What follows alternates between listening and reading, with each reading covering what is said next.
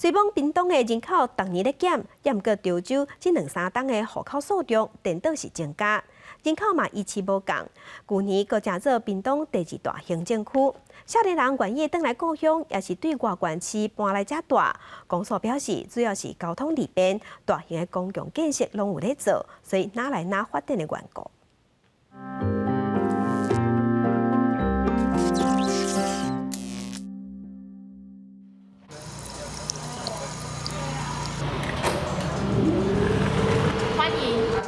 潮州市区这间民宿看起来真舒适，阁有专门予爸母带囡仔来住的亲子房。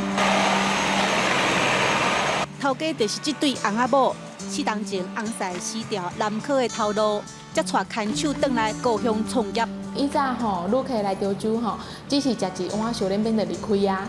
我希望讲伫潮州做一个较温馨的民宿，会使予旅客住一暝啊。张淑如是高雄人，伊对翁婿经营民宿，嘛看到这几档潮州的发展，无共款。例如说盖一连锁进驻，盖一个年轻人返乡创业，返来故乡潮州定居的，阁有伊。杨淑玲本地嫁去中部，伊伫7年前返来接手老爸的餐厅，后来因翁嘛做伙搬返来潮州住。我嘛有学姐等来伫小冷冰遐，也咧卖鸭翅。嘛有同学自己开了一个泡芙手工的，很多的朋友在这2-3年真的回来的很多。哪来哪济北漂的青年返来，所以即马伫潮州透天厝一间一间起，阁有袂少公共建设，观光旅客嘛变多。虽然屏东各乡镇人口一直落，潮州的户数却增加。去年出生的翁婴仔嘛较济，潮州拢维持伫54000人。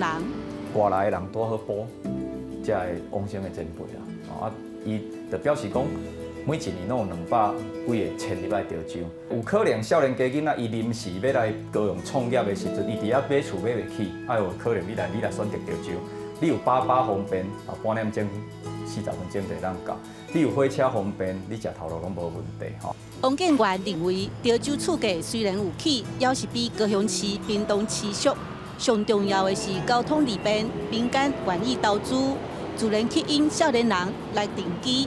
所以，即马县府争取高铁延伸，嘛是希望交通利便会当抢救屏东人口的问题。期待中央就是能够提出一个完整的一个鼓励生育的政策也好，或者是怎么让大家能够就是安家立业的政策也好，我想这个都是可以中央如果能够让全国一致，不会因为是偏乡的关系，那我们的就业机会就比较少。对咱南部来讲其实上根本的问题主要是咱的工课机会甲规个产业的转型其实这个部分莫阁重北轻南那这个部分政府爱用上骨力的做法，规个来做一个标准。少子化趋势之下，地方拢咧拼抢人。